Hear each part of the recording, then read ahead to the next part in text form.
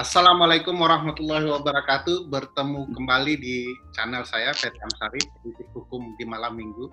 Sebenarnya, tapi ini edisi spesial. Tamu kita adalah the one and only Rocky Gerung. Orang yang semua ucapannya ditunggu di Republik ini. Bahkan hal-hal yang keluar sebenarnya untuk bicara topik lain, nanti kalau Rocky Gerung yang ngomong itu bisa sangat politis, bisa sangat dianggap kritik terhadap pemerintah atau kritik terhadap penyelenggara negara. Luar biasa, semua ucapannya ditunggu. Bang, gimana rasanya sebagai orang yang paling ditunggu ucapannya di Republik? Ada yang nunggu ucapan, ada yang nunggu deli. ada nunggu salah ya. Rocky Gerung kapan terpleset nih begitu ya. Iya, mereka. Sebelum kita membahas soal hal-hal yang orang, saya ingin diskusi hal yang menarik yang ingin orang ketahui soal Rocky Gerung. Salah satu yang juga membuat saya penasaran adalah Rocky Gerung itu pencinta gunung, ya. Cari apa sih di gunung, Bang? Selain orang kan yang lain cari wangsit. Masa pemikir filsafat ternama cari wangsit di gunung, kan nggak mungkin, Bang. Apa sih yang dicari di gunung, apa enaknya ya mendaki gunung? Gunung itu tempat menghindar dari wangsit-wangsit politik yang disebar oleh Bajir. Jadi kalau saya ada di gunung, Bajirnya nggak bisa nguber gitu kan. Misalnya kalau ke mana ya? Ke Gunung Kerinci misalnya. Gunung Kerinci, gunung tertinggi di Asia Tenggara, vulkano tertinggi itu. Itu kita begitu tiba di kalderanya kan gede banget tuh. Iya. Itu kita langsung berpikir ini kalau ada Bajir di sini, itu saya mau dorong aja kecil tuh, biar nggak ada yang tahu dia di situ. Ada pikiran jahil begituan kan. Jadi naik gunung itu menimbulkan banyak imajinasi, mau yang kriminal, mau yang urusan akhirat, urusan duniawi, segala macam ada di situ. Saya naik Gunung Kerinci di Jawa, di Sumatera Barat. Gunung Kerinci itu dulunya punya Minang, tapi kemudian diwakafkan buat ini bisa marah orang Jambi. Iya, kan begitu ya orang Jambi itu kan nggak enak kalau Jambi nggak ada gunung, ya udahlah kasih gunung. Jadi ke Kerinci sudah pernah ya? Saya pernah ke Gunung Talang, pernah tuh di Solok ya. Iya. Yang Gunung Talang. Bang Rocky kan ada seminar jadi pembicara di Padang. Iya. Tapi sebelum seminar besoknya, aku tanya, Bang, kabarnya di Padang? Iya, di mana sekarang? Aku sedang mendaki Gunung Talang. Gila, di orang besoknya seminar, dia sempat-sempatnya mendaki saking cintanya. Saya beberapa kali di seminar di Padang itu naik gunung dulu, atau setelah seminar naik. Saya di seminar naik ke Merapi hadap-hadapan sama Singgalang, itu keren banget. Terus ke Gunung Talang, Solok sana tuh. Jadi sebetulnya alasan seminar itu cuman supaya dapat tiket gratis buat naik gunung. Gitu. Bang. Yes.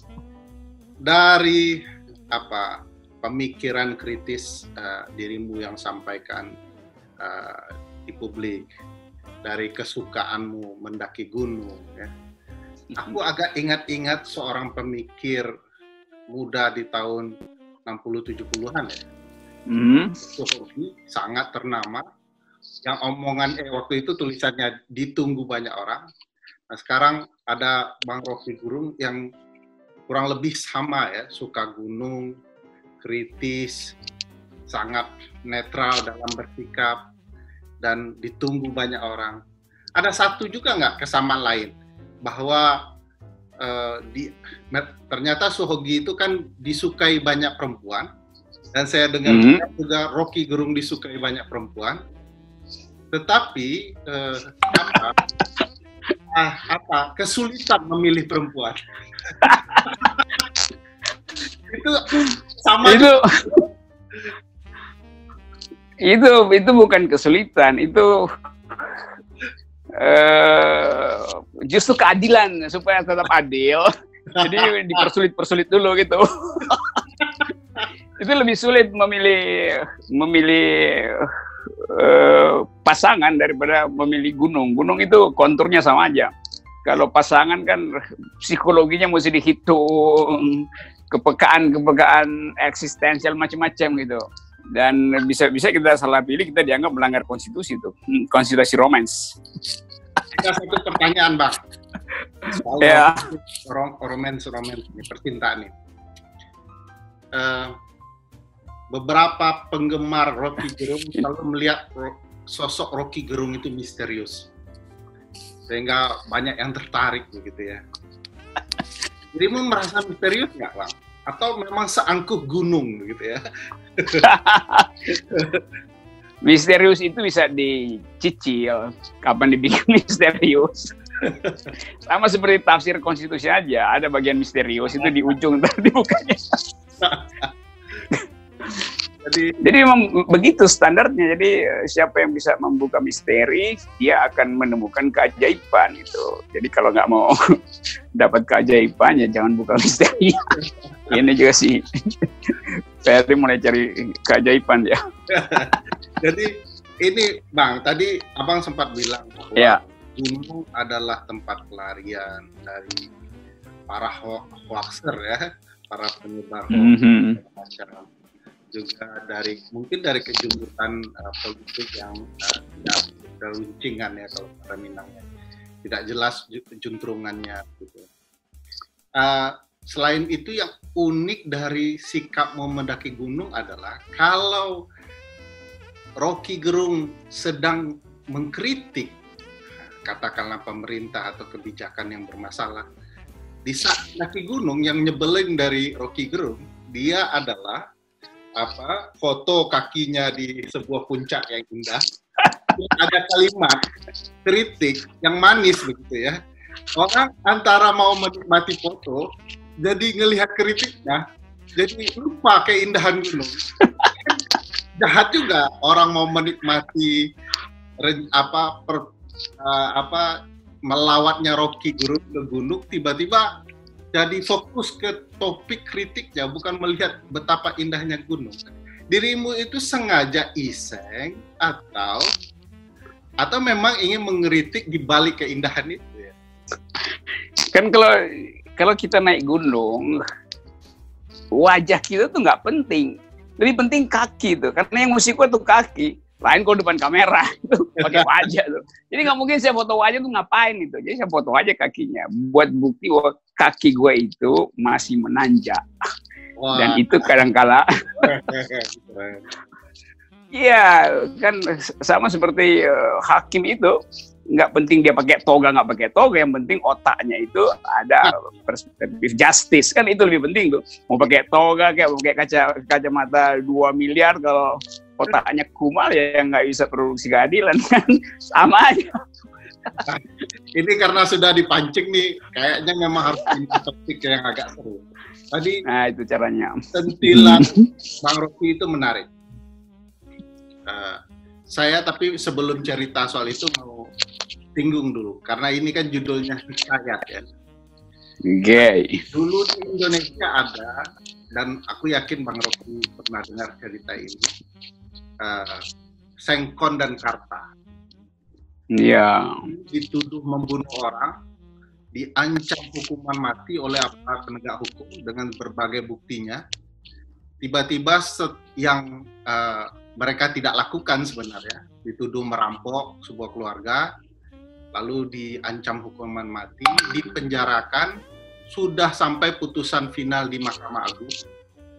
Ternyata begitu di dalam penjara ketemu pelaku pembunuhnya. Dalam penjara kan biasanya preman nanya nih, lu bunuh siapa? Kan gitu ya. Keluarga itu di sini, loh itu saya yang bunuh, kok kamu yang dituduh gitu. Nah ini kan bukti baru yang kemudian memperlihatkan proses peradilan semrawut, direkayasa dan segala macamnya, dicari-cari alat bukti yang manipulatif untuk menuduhkan seseorang. Pertanyaannya Bang, dirimu melihat nggak pola yang sama di kasus Novel Baswedan?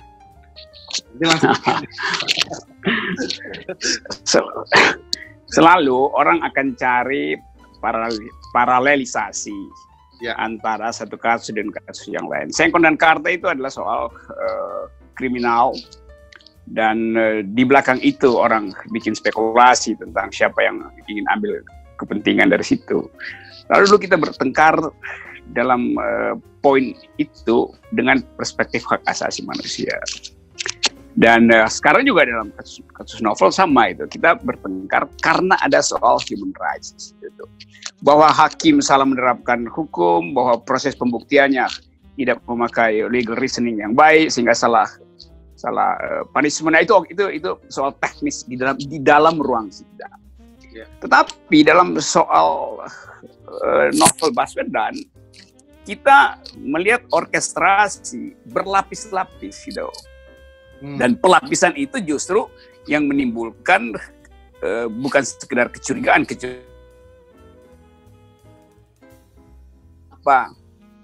Pada Sengkon dan Karta, ujungnya itu kemudian kita bilang ujungnya salah, mesti dikoreksi tuh. Di ujungnya baru kita tahu tuh. Di sini pada Novel Baswedan dari awal kita udah tahu tuh mau kemana ujungnya tuh. Kan itu kan. Karena variabelnya lebih mudah kita pelajari tuh. Jadi sama seperti kalau saya berpikir sebagai Sherlock Holmes, kasus Sengkon dan Karta itu tidak menarik bagi saya. Karena dengan mudah kita bilang, ya udah nanti bisa diuji ulang gitu. Tapi pada Novel Baswedan kita bisa dengan mudah mengatakan bahwa persoalan Novel Baswedan ini variabelnya terbuka sebetulnya, tapi mau ditutupi oleh variabel lain yang lebih besar. Nah biasanya orang menunggu ini kapan dibukanya tuh.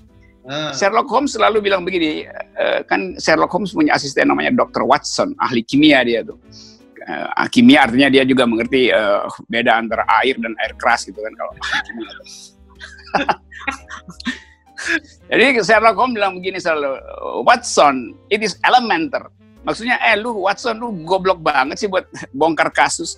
Itu sangat elementer.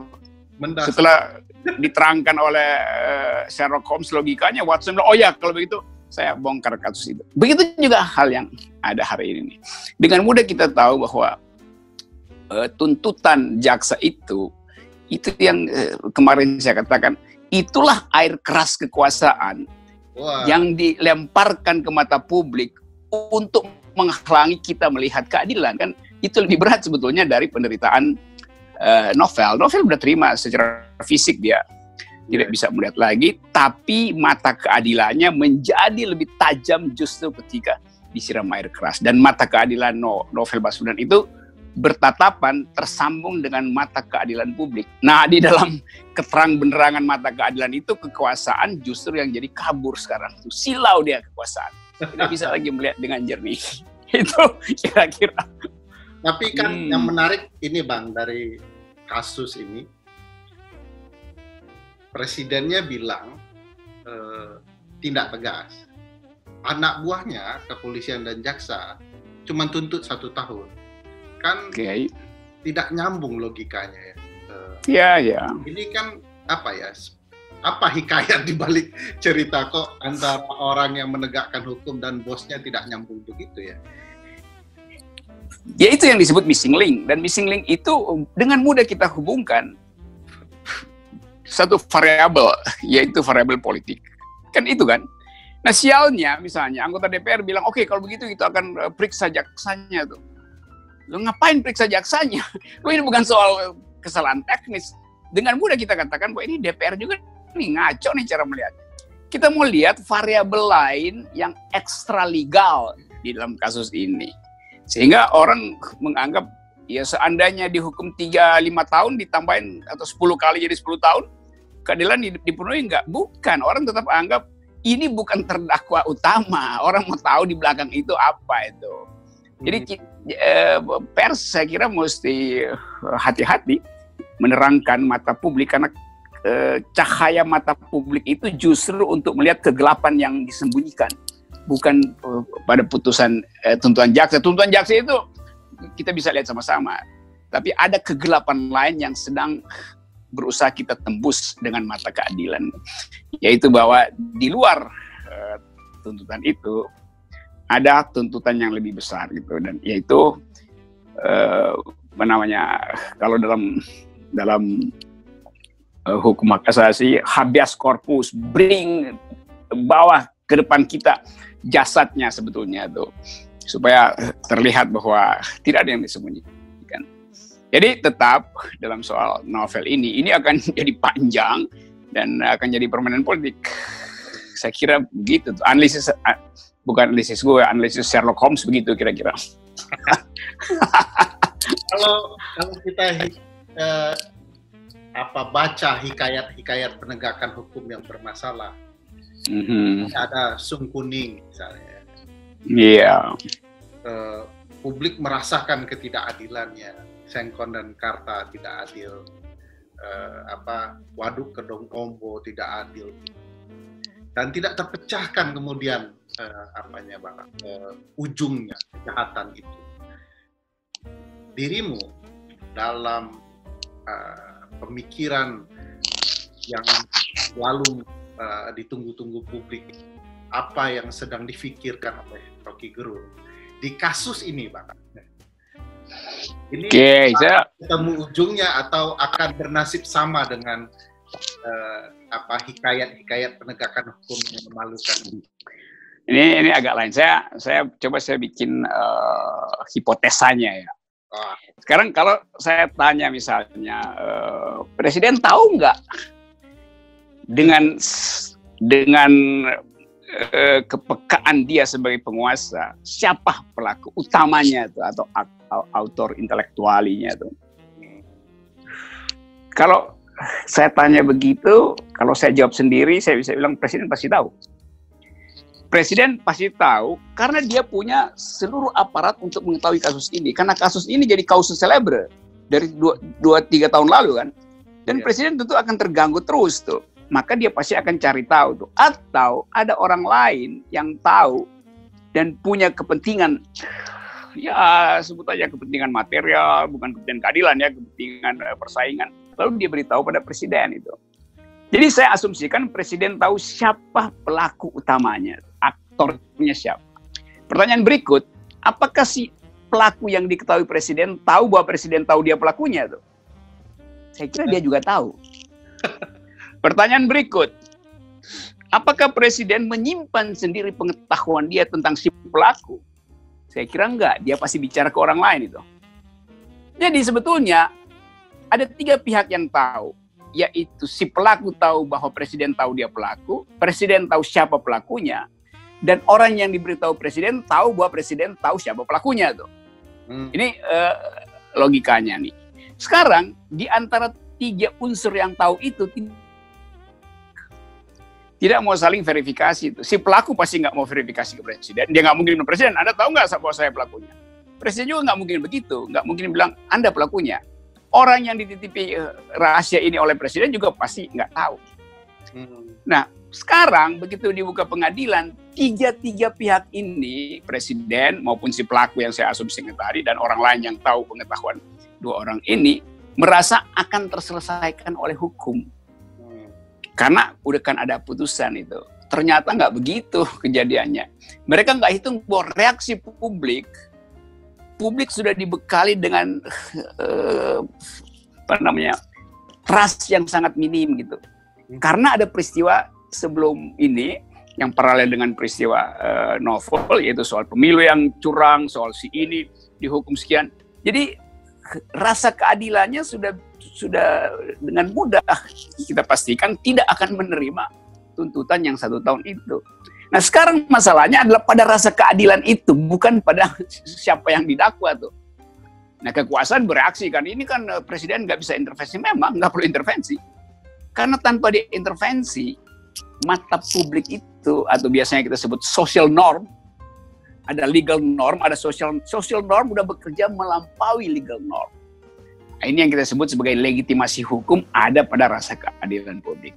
Jadi kalau kita bikin rumusan secara lebih gampang, bahkan bila seandainya mata Dewi Keadilan yang sudah ditutup itu disiram lagi dengan air raksa, udah ditutup disiram lagi, tetap ada mata lain yang akan membukakan publik bahwa ada ketidakadilan dalam kasus novel. Jadi begitu gampangnya kita lihat, ya aduh, buat apa lagi istana mencoba tutupin mata Dewi Keadilan. Mata Dewi Keadilan disiram air keras saja masih bisa melihat kok. Itu kira-kira. Kalau di dalam sistem presidensial kan seluruh tanggung jawab itu kan ada di pundak presiden itu, Bang. Karena dia dari kepala negara sekaligus kepala pemerintahan. Iya. Sehebat apapun seorang presiden menghindar, dia tetap akan bertanggung jawab. Jadi, tapi begini kan bahasanya selalu digunakan. Saya tidak bisa mengintervensi pengadilan. Ya memang tidak diminta sekarang mengintervensinya. Kemarin waktu kepolisian di kejaksaan kan semua adalah anak buah presiden begitu. Tetapi apakah ini bisa dibaca ini cara kekuasaan mencoba menghindar dari tanggung jawab? Padahal kerjaan mereka sebenarnya sudah ada dari awal. Cuman ditunggu dulu nih proses pengadilan, lalu baru dibilang, saya kan nggak bisa intervensi. Karena memang pengadilan tidak perlu intervensi. Ada nggak ini semacam politik untuk menghindari tanggung jawab publik itu, Bang? Saya kira buat lebih fair, pasti kalimat itu tidak datang ansih dari presiden. Pasti ada yang terangkan pada presiden tuh. Saya nggak percaya presiden punya kapasitas untuk mengucapkan kalimat itu. Pasti ada ini pembisik atau buzzer atau ahli hukum yang disewa. Pak Presiden nanti bilang, saya tidak mungkin mau intervensi. Mungkin di belakang itu ada kalimat panjang alasannya. Tapi presiden nggak mampu mengolah kalimat itu kan. Sehingga dia cuma pakai kalimat sepotong, saya tidak bisa mengintervensi. Nah itu yang kemudian dibully lagi oleh kritisi kan. Seperti kita malam ini. Padahal misalnya, bagaimana nggak bisa intervensi?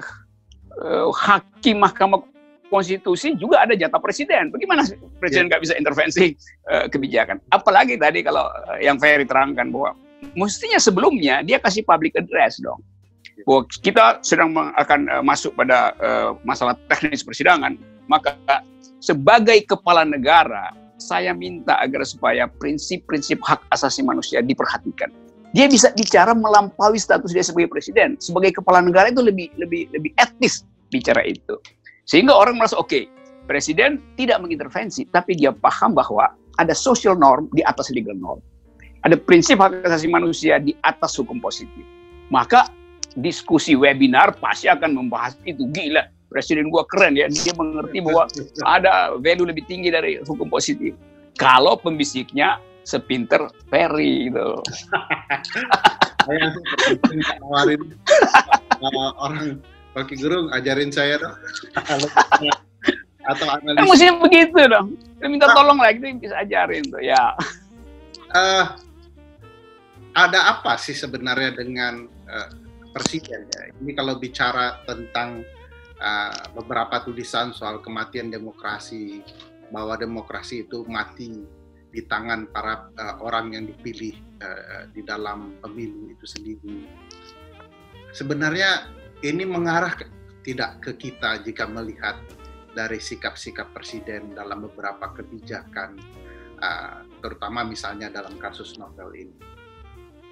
Iya, itu seluruh dunia bikin survei dan kemudian tiba pada kesimpulan bahwa demokrasi Indonesia memburuk. Dan bagian yang paling buruk itu ada di periode Jokowi dalam 10 tahun terakhir ini. Karena ada Freedom House, analis dari NU, macam-macam itu. Tapi juru bicara istana, KSP selalu membantah bahwa tidak, presiden itu sedang meningkatkan demokrasi itu. Presiden sedang berupaya membuat negara ini demokratis. Membuat negara demokratis. Presiden itu masuk ketika Indonesia sudah demokrasi. Kalau kita ngomong tentang SBY, Gus Dur, iya kan, itu dia. Jubir ya? Kan teman, Bang. Kenapa Ya ada juga. tahu dia? Iya, ada teman, ada juga yang saya suruh supaya bikin pinter presiden, dia ikut dungu juga masuk istana. Jadi begitu keadaannya kan. Kan justru dia mesti tahu bahwa Jokowi bisa jadi presiden karena Indonesia sudah demokrasi. Jadi Jokowi masuk ketika Indonesia sudah demokrasi. Nah sekarang orang akan tagih, kenapa di zaman Jokowi dia menurun justru? Kan terbalik-balik kan. Jadi poin itu juga kacau gitu. Nah yang kedua yang kita mau hitung sebetulnya, Presiden Jokowi memang nggak punya kepentingan lagi 2024 tuh. Itu juga Busser segala macam bilang begitu. Nggak mungkin lah presiden akan intervensi. Nggak mungkin presiden akan punya ambisi lagi. Kan dia udah selesai masa periodenya. Jadi dia nggak punya beban, nggak punya kepentingan lagi. Loh, presiden itu pasti punya kepentingan dengan siapa yang harus terpilih 2024. Apa kepentingannya? Ya dia akan minta untuk menjamin dia tidak akan dipersoalkan 12 jam setelah dia lengser. Kan itu logikanya kan. Kenapa 12 jam tidak 10 jam ya? Kalau 10 jam masih pers belum bangun pagi-pagi tuh. Belum bisa dibikin headline. Jadi pas 12 jam baru. Jadi presiden tetap bahkan lebih punya kepentingan di 2024. Karena peristiwa-peristiwa politik selama periode Pak Jokowi, kebijakan ekonomi, kebijakan politik, kebijakan human rights, segala macam itu akan dipersoalkan oleh dia ingin rejim berikutnya jangan persoalkan dia. Karena itu dia punya kepentingan supaya rejim berikutnya adalah extension dari kepentingan dia hari ini. Kan bayangin misalnya 12 jam setelah lengser, Presiden Jokowi udah jadi headline di cover majalah Tempo sebagai calon OTT misalnya kan. Nggak enak buat kita kan. Tapi gitu-gitu kira-kira. Di dalam teori hukum tata negara dan politik ada yang namanya gini Pak, kutukan periode kedua. Jadi kalau di periode pertama dia bermasalah, dia bakal lebih bermasalah lagi di periode kedua. Apalagi begitu. Sama dia benar, dia pasti bermasalah juga di periode kedua. Jadi ada kutukan periode kedua. Nah, ini teori apa keinginan? Gak, Mas Fer. Teori ada tulisannya. Second period course ya, semacam kutukan. Second period course ya, oke.